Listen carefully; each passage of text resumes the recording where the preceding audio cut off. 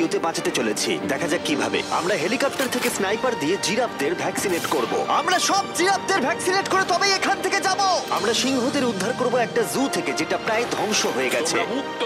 একে অপরের সাথে যুদ্ধ করে মারা যাবার আগেই রাইনোদের আলাদা করব, যেটা এই রাইনোর আয়ু অনেক বছর বাড়িয়ে দেবে। এবং এরকমই আরো অনেক অবিশ্বাস্য রেস্কিউ, যার শুরু হচ্ছে একটা সার্জারি দিয়ে যাই সিংহটার জীবন বাঁচাবে। এ হলো ডক্টর অ্যালেক্স। আমরা এখন কি করতে চলেছি? এই সিংহের টুথ ইনফেকশন আছে, যেটা ওর জন্য খুব ক্ষতিকারক। তাই জন্য ওর টুথ ক্যানেল করতে হবে ওর প্রাণ বাঁচানোর জন্য।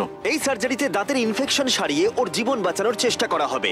ওর ঠোঁটটা একটু ধরবে তুমি এইভাবে। ও মাই গড, দেখো ওর দাঁতের তো খুবই খারাপ অবস্থা। আর যদি এই ইনফেকশনের চিকিৎসা না করা হয় তাহলে আস্তে আস্তে এই ইনফেকশন ওর হার্টের ক্ষতি করে দেবে। একদম ঠিক। আচ্ছা, ও যদি জেগে যায় তাহলে কি হবে?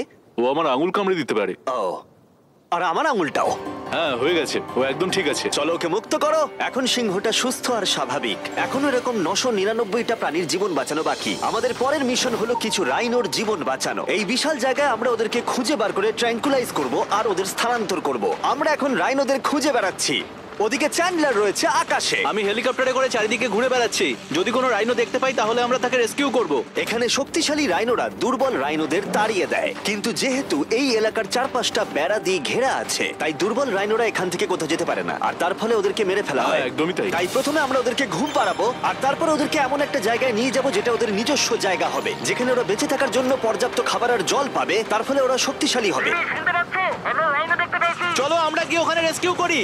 ঠিক আছে, ও রাইনো দেখতে পেয়েছে। চলো চলো চলো। এই তো, আমার কাছে ট্র্যাঙ্কুলাইজার গান আছে। আমি এটা মেরে ওকে ঘুম পাড়িয়ে দেবো, যাতে আমরা ওকে সুরক্ষিতভাবে ধরতে পারি।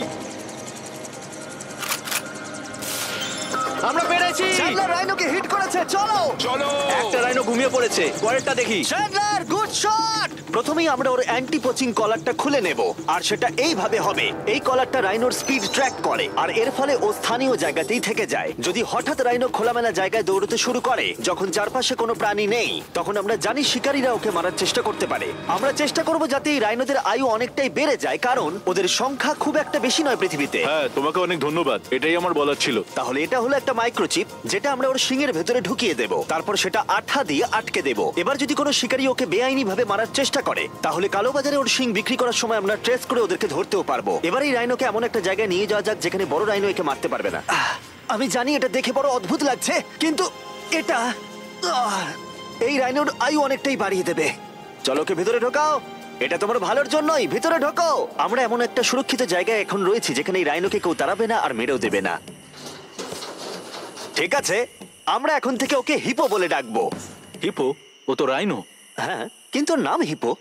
ওকে আমি ডাকবো হিপো দ্য রাইনো। ঠিক আছে। ঠিক আছে, হিপো দ্য রাইনো, তোমার জীবন ভালো কাটুক। আমাদের এখনো অনেক প্রাণীদের জীবন বাঁচাতে হবে। আর অন্যদিকে আমার বন্ধুরা যখন দুটো ছোট রাইনোর জীবন বাঁচালো, তখন এদিকে আমরা নজর দিলাম একটু লম্বা প্রাণীর দিকে, জিরাফস। নাও ভ্যাকসিন। আমরা ওদেরকে ভ্যাকসিন শুট করলাম। দারুণ। রাইনোদের ট্র্যাঙ্কুলাইজ একটু আলাদা ছিল, কারণ এই হাই পাওয়ার্ড এয়ার রাইফেলগুলো এই জিরাফের শরীরে একটা বড় সিরিঞ্জ ঢুকিয়ে দেয়, যেটাতে রয়েছে জীবন বাঁচানোর ওষুধ। তোমাদের ভ্যাকসিন এনজয় করো, দিন তোমাদের ভালো কাটুক। ওরা পালাচ্ছে কেন? আমরা তো ওদের জীবন বাঁচাচ্ছি। এই গোটা ভিডিওতে আমরা 1000-এরও বেশি প্রাণীদের জীবন বাঁচাবো, কিন্তু আমার মনে হয় জিরাফদের এটা কেউ বলেনি, কারণ ওরা এটাকে আরো কঠিন করে তুলছিল। জিরাফ, আমি তোমাকে ভ্যাকসিনেট করার চেষ্টা করছি। এটা তোমার জন্য ভালো, সত্যি বলছি জিরাফ। ভ্যাকসিনটা নিয়ে নাও। আরে ও তো অনেকটা দূরে চলে গেল। মনে হচ্ছে আমাদের ট্যাকটিক্স এবার বদলাতে হবে। যেহেতু এই অঞ্চলটা আয়তনে বিশাল, তাই এটাই হলো সবচেয়ে সহজ পথ যাতে ওরা ভ্যাকসিনেট হয়। যদি ওখানে জিরাফদের কোনো কঠিন অসুখ হয় তাহলে কি ওরা মারা যেতে পারে? হ্যাঁ, 100% ওরা মরে যাবে। তাই নাকি? ও মাই গড। চলো আরো জিরাফের প্রাণ বাঁচানো যাক। ওই দেখো, ওখানে আরেকটা রয়েছে। আর সব জিরাফদের ভ্যাকসিনেট না করে আমরা এখান থেকে যাব না। যদিও এখানে বাতাস অনেকটা বড় প্রতিবন্ধকতা। তুমি এখন ওষুধ পেয়ে গেছো, ভালো থেকো। আমি আরো সাহায্য চাইলাম যাতে যতটা বেশি সম্ভব প্রাণীদের আমরা বাঁচাতে পারি।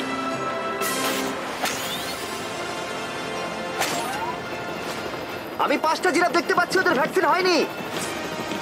আর 4টে জিরাফের ভ্যাকসিন বাকি। 3টে জিরাফের বাকি।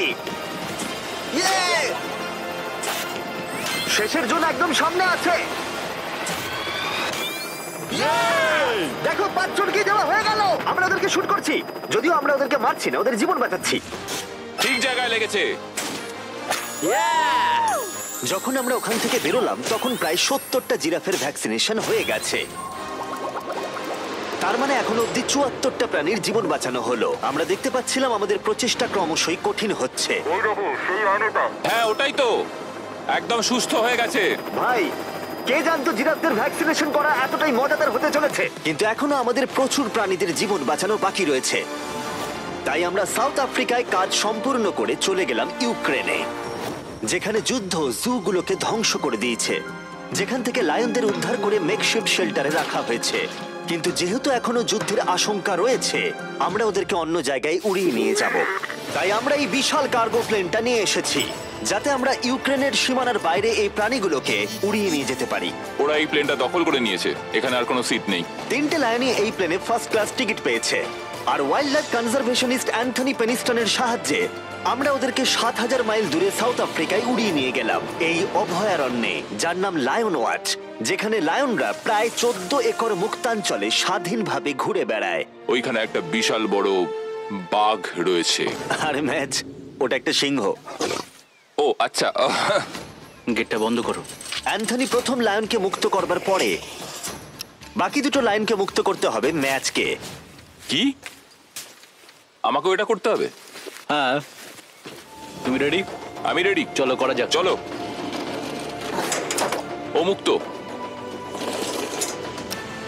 এই লায়নরা এখন যুদ্ধের বিপদ থেকে সম্পূর্ণ মুক্ত, আর ওরা স্বাধীনভাবে এখন আফ্রিকার জঙ্গলে ঘুরে বেড়াতে পারবে। এর পাশাপাশি সমস্ত প্রাণীদের জীবন বাঁচানোটাই গুরুত্বপূর্ণ। এই ভিডিওটা সম্পূর্ণ হবে না যদি না আমরা 100টা কুকুরের জীবন বাঁচাতে পারি। বেশিরভাগ ডগ শেল্টার গুলোই প্রায় ভর্তি, আর যদি এখানে ওরা দীর্ঘ সময় ধরে নিজস্ব বাড়ি না পায়, তাহলে ওরা জায়গার অভাবে একে অপরকে মেরে ফেলতেও পারে। প্রতি 5 মিনিট অন্তর একটা করে কুকুর এই অ্যানিমাল শেল্টার গুলোর মধ্যে মারা যায়। তাই এখনই আমরা 100টা কুকুরের অ্যাডাপ্টেশনের ব্যবস্থা করব। কেমন আছো বলো?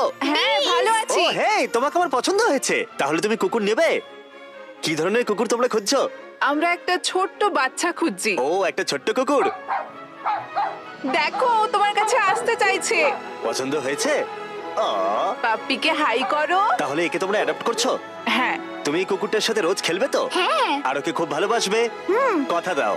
ঠিক আছে, একটা হলো, আরো 99টা বাকি রয়েছে। আসলে তোমরা হয়তো জানো না, কিন্তু একটা কুকুরের স্বাস্থ্যের যত্ন নেওয়াতে অনেকটাই টাকার প্রয়োজন পড়ে, আর দুর্ভাগ্যবশত কিছু মানুষ সেটা অ্যাফোর্ড করতে পারে না। ওকে ভালো লেগেছে। হাই। আর সেই জন্যই আমি একটা গুড নিউজ ওদেরকে শোনাতে চাই। এখানকার প্রত্যেকটা কুকুরের মতোই এর মেডিকেলের খরচ আর এর অ্যাডপশনের ফি তোমাদের দিতে হবে না। ও ওয়াও। হ্যাঁ, তোমরা একে সম্পূর্ণ বিনামূল্যে বাড়ি নিয়ে যেতে পারো। ও মাই গড। Thank you. কোনো থ্যাংক ব্যাপার ইউ। নয়। এটা দেখতে সত্যিই খুব দারুণ লাগে যে অনেক কুকুর তাদের নিজেদের বাড়ি খুঁজে পাচ্ছে। তুমি এদেরকে কি করে না বলবে বলো তো? খুব কিউট। কতদিন ধরে কুকুর খুঁজছো? 3 থেকে 4 মাস হলো। ও একদম ঠিক আছে। ও সত্যি খুব সুন্দর। তোমরা একে বাড়িতে নিয়ে যাবে? হ্যাঁ। আমি এটাই শুনতে চাইছিলাম। ব্রিয়ানাকে অ্যাডপ্ট করা হয়েছে। তোমরা দুজন ওর খেয়াল রাখবে তো? হ্যাঁ। আরো অনেক কুকুর নিজের বাড়ি খুঁজে পাচ্ছিল, কিন্তু বাচ্চা কুকুরদেরই বেশিরভাগ মানুষ অ্যাডপ্ট করছিল। তার ফলে বয়স্ক কুকুররা অবহেলিতই থাকছিল। যেমন ব্লু, এই কুকুরটার বয়স 10 বছর। এখনো সে একজন ভালো মালিকের অপেক্ষায় রয়েছে। আমরা একটু বয়স্ক কোনো কুকুর ও, খুঁজছি, কি কারণ cute! আমরা খুব এনার্জেটিক কাউকে চাইছি না। তোমরা ব্লুকে দেখতে পারো। কেমন লাগছে? হাই। আমার ওকে কেমন খুব আছো পছন্দ তুমি? হয়েছে। ও কিভাবে তাকাচ্ছে দেখো। ও তো কিউট। ও তোমাদের সাথে খুব ভালো থাকবে। Thank you so much. কিন্তু আমাদের কাজ এখনো শেষ হয়নি। যত দিন যেতে লাগলো আমরা দেখতে পাচ্ছিলাম প্রচুর কুকুর তাদের ভালোবাসার বাড়ি খুঁজে পাচ্ছিল। ওকে তোমরা নিচ্ছ? হ্যাঁ নিচ্ছি, দারুণ ব্যাপার। আর খুব তাড়াতাড়ি আমরা 100 জন কুকুরের জীবন সুরক্ষিত করলাম। প্রত্যেকটা পরিবার প্রতিশ্রুতি দিয়েছে যে ওদেরকে একটা সুন্দর জীবন উপহার দেবে। এরপরে আমরা এক্সোটিক মিনিয়েচার হর্সদের জীবন সুরক্ষিত করলাম, কারণ এই সমস্ত ছোট ঘোড়াদের নিলামে বিক্রি করা হয় এদের মাংস খাবার জন্য। আর আমি দুঃখিত, কিন্তু এই সমস্ত মিষ্টি প্রাণীদের আর আমি এভাবে মরতে দেব না, তাই আমি এদেরকে কিনে নিয়েছি। আর আমরা এই প্রত্যেকটা ঘোড়াকে ওদের বাড়ি খুঁজে দেব। ও এক্সকিউজ মি, সব ঘোড়াগুলো এখানে রয়েছে। ও তোমার ও, ভালো একে লাগছে? ভালো লেগেছে। তোমাদের আরো ঘোড়া চাই? না, আমার কাছে বাড়িতে একটা আছে। তার মানে তোমরা ঘোড়া অ্যাডপ্ট করছো এর জন্য? একদমই তাই। ও তাই নাকি? যাতে ও বড় হয়ে ঘোড়ায় চাপতে পারে। ও তোমার পছন্দ হয়েছে? খুব ভালো। একে কারোর অপছন্দ কি করে হতে পারে? আমি চাই এবার ঘোড়াগুলো নিজেরাই ডিসিশন নিক যে ওরা গাড়িতে উঠবে কিনা। দেখি একটু চেষ্টা করি।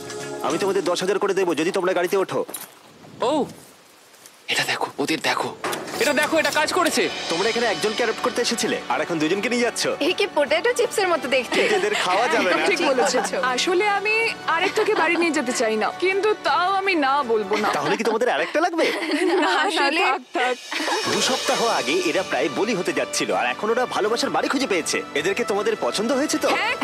ও দেখো এটা কত সুন্দর। চলো। এটাই এই ভিডিওর উদ্দেশ্য। আর আমাদের শেষ 3টে ঘোড়া অ্যাডপ্ট হয়ে যাওয়ার পরে কি মিষ্টি ঘোড়াটা, তাই না? হ্যাঁ। আমরা 4টে গাধাকে ওদের বাড়ি খুঁজে দিলাম যেখানে ওরা একসাথে থাকবে। আর এখন আমরা বিশ্বের সবথেকে বড় পাখিকেও ওর বাড়ি খুঁজে দেব।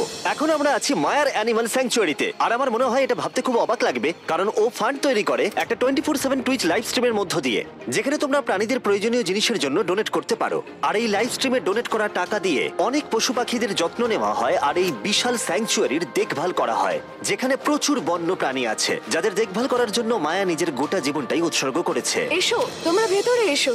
ওই দেখো, ওই ওপরে মোমো বসে আছে। মোমো। ও তো খুব মিষ্টি। ও স্ক্রিন পছন্দ করে। তোমার কাছে ফোন থাকলে তাই ওকে নাকি? দেখাতে পারো। ও।